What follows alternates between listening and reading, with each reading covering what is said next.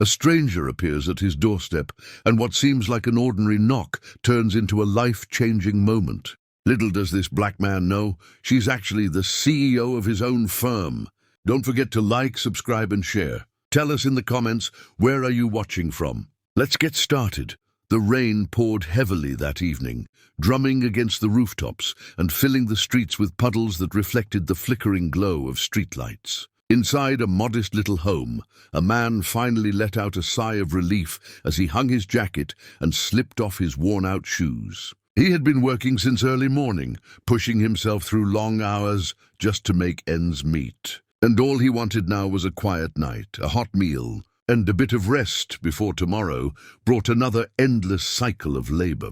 The small room was warm and inviting compared to the storm outside, and for a moment he simply closed his eyes, enjoying the silence that came with solitude. But just as he sank into his chair, ready to take his first real breath of peace that day, a sharp knock echoed from the front door. It startled him. At that hour, visitors were rare. The knocking came again, softer this time, almost hesitant.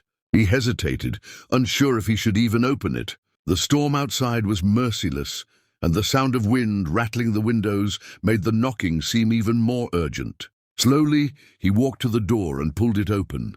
Standing there was a woman, drenched from head to toe, her hair clinging to her face, her hands trembling as she tried to shield herself from the cold rain.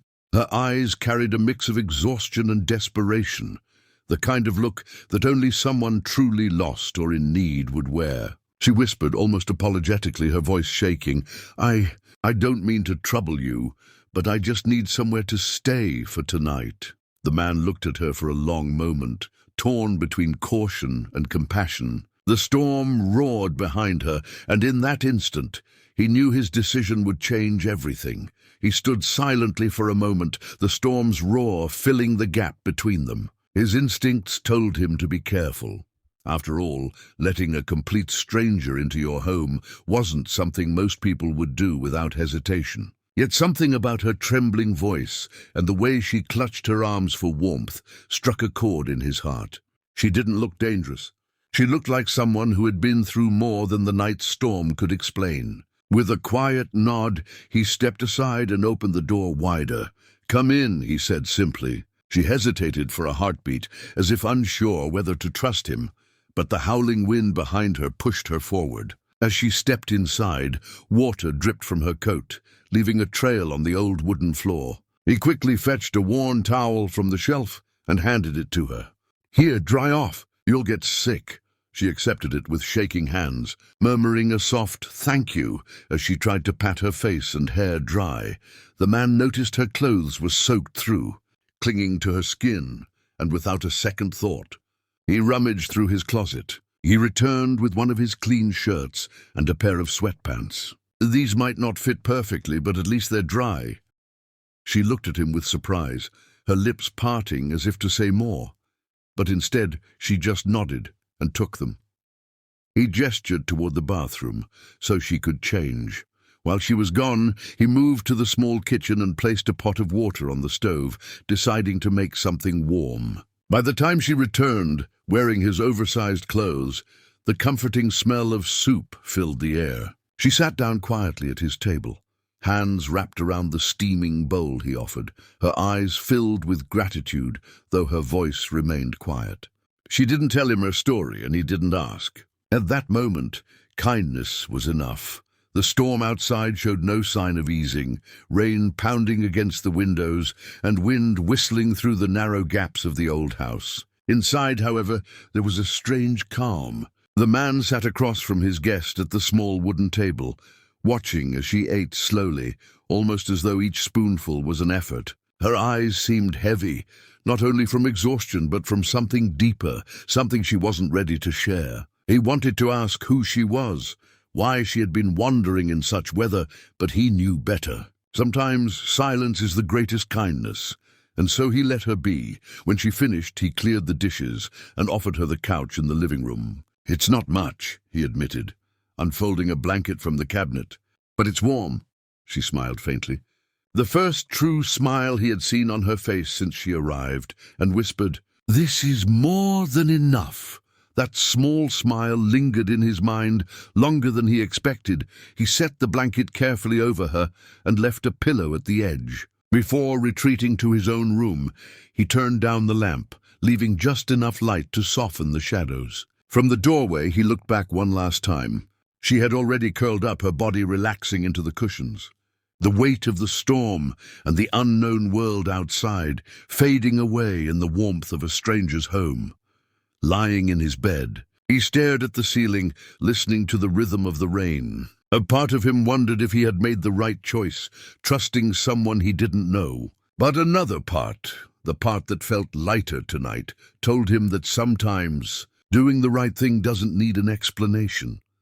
The night passed quietly, the storm slowly losing its fury until only the soft patter of rain remained. The man rose early, as he always did, his body accustomed to long days and short nights. He moved through the house with care, not wanting to disturb the woman still resting on the couch. For a moment, he thought about making breakfast for two, but something inside him hesitated.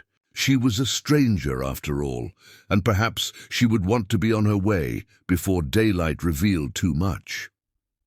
By the time he returned from the kitchen, balancing a steaming mug of coffee in his hand, he noticed the blanket folded neatly on the couch. The pillow was placed back exactly where it had been, as though no one had slept there at all. His heart sank slightly. He hadn't heard the door open, hadn't heard footsteps on the floor, yet she was gone. On the small wooden table beside the couch, he found a folded piece of paper. His name wasn't written on it, but it was clearly meant for him. With cautious hands, he opened it. The handwriting was delicate but hurried, the ink slightly smudged in places. The message was short, no more than a few lines. "Thank you for your generosity. You'll see me again." He stood still, rereading the words, as if they might reveal something more. Who was she? Where had she gone in such a hurry?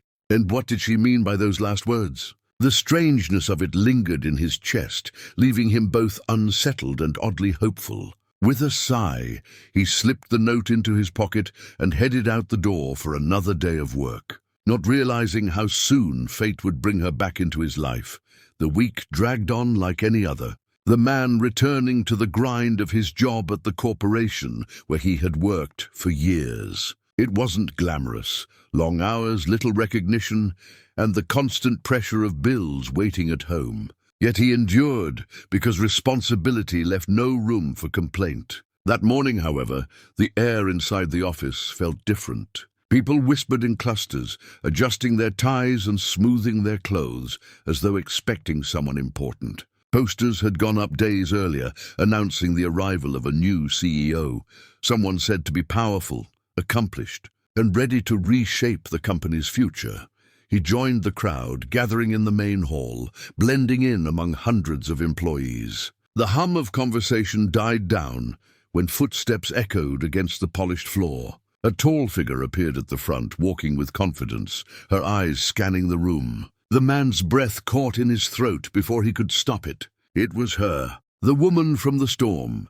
The stranger who had knocked on his door and slept on his couch. For a split second, their eyes met. She paused just barely, as though recognizing him too, but then continued forward, greeting the board members waiting at the stage. His mind raced, replaying that night, the note she had left, her promise, "You'll see me again." He had dismissed those words as nothing more than politeness, but here she was. Not just a passerby, but the very person who now led the company he worked for.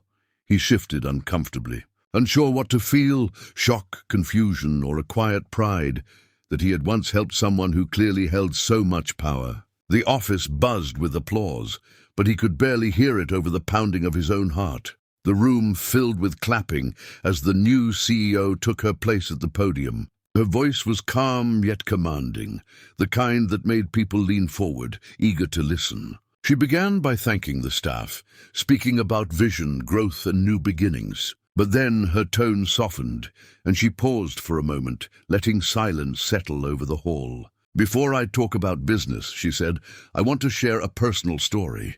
The man froze where he stood, his pulse quickening. She continued, telling everyone about a stormy night when she had found herself lost, tired, and alone. She spoke of knocking on the door of a stranger, a man who had no reason to trust her, no reason to open his home, and yet did. She described the warmth of the meal she was offered, the clean clothes, and the kindness shown without question. The hall was silent now, hundreds of employees hanging onto every word. And that man, she said, her eyes scanning the crowd until they landed directly on him, works here. He didn't know who I was, and I didn't tell him. But his act of compassion reminded me that leadership isn't about power or titles. It's about humanity. A murmur.